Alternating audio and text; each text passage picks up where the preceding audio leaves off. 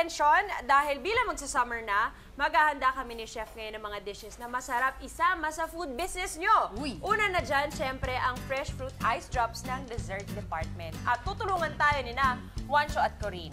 Wow! Grabe, ang tamis ito. Parang Instagram ni Ate Isel. Correct!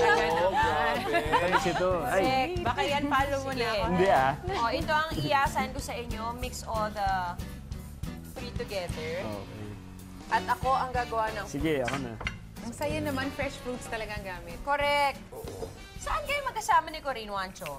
Destined to be yours. Destined to be yours. Malapit na. Okay. Ayan. Ha? Talaga? Hindi na kami love team sa... Ay, sayang. Ay, hindi kayo love Hindi kami love team doon. Pwede naman. Okay lang, kasi very rarely na yung mga magka-love team Huwag na love nagkakatuluyan. team, love you na lang. Ano bang kwento ng Destined to be Yours at ano ba ang mga role nyo doon? Well, kailangan abangan yun dahil yun ang unang teleserye ng Aldab. Yes po. Correct. This Feb 27 na po. Manood po kayo lahat. Ano ang role nyo doon? Ako si Badong, ako yung may gusto kay Maine Mendoza. Yes, ako naman po Pala si... sisira doon eh. Oy, oh. Tapos ako naman po si Marjorie. Ako naman yung may gusto kay Alden. Eh, ikaw Richard. Oh, Ikaw tapos din. bandang huli kayong nagkatuluyan. Ay, hindi po natin alam kasi siya anak ng mayor. Ako, anak ng ano lang. Magsasaka? Wala, anak ng ano lang. Kung sino man. Oo, ganun. Parang walang ano lang. Yes. Alam mo, ang tagal hinintay ng mga fans na magkaroon ng soap opera si Alden tsaka si Maine. Sobra po. For the longest time, talaga nagde-demand sila because nabibitin sila sa kalye Kalye nila. At ito, prime time pa. So, Correct. dapat talaga abangan maraming manunood nito for sure. Bago matapos ang Love Month, merong offering sa atin ang Aldab. Yes. Correct. At speaking of kalye serye, may isang babae dyan na... Anong serye mo? Ay, okay. Ano man tawag sa serye natin? Instagram serye. Insta-serye. Insta serye. Alam mo, pagka in love ka sa isang lalaki, parang lagi kang masaya, di ba? Para bang ang gabi, parang ayaw mo nang umumaga. Parang gusto, Pag-uwi, ang hirap-hirap maghiwalay. parang gusto mong tumigil ng oras. Oo, parang, sige, bye-bye. Tapos, ay, sandali lang nga pala.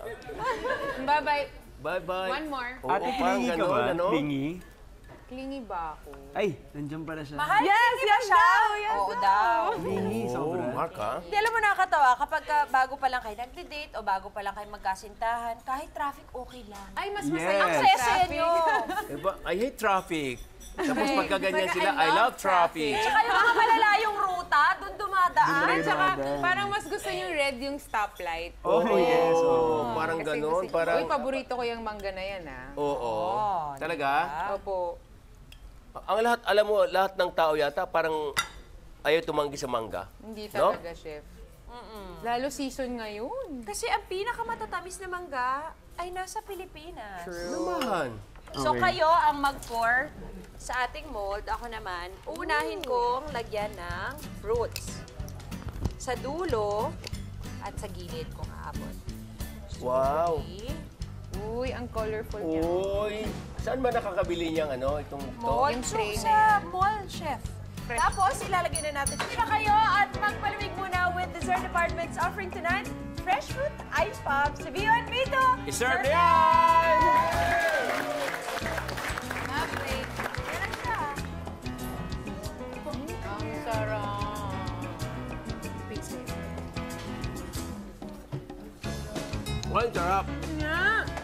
Yep. Yummy. Sarap. Sarap, grabe. Sarap ba? Yes. How's it? Mismo, sarap.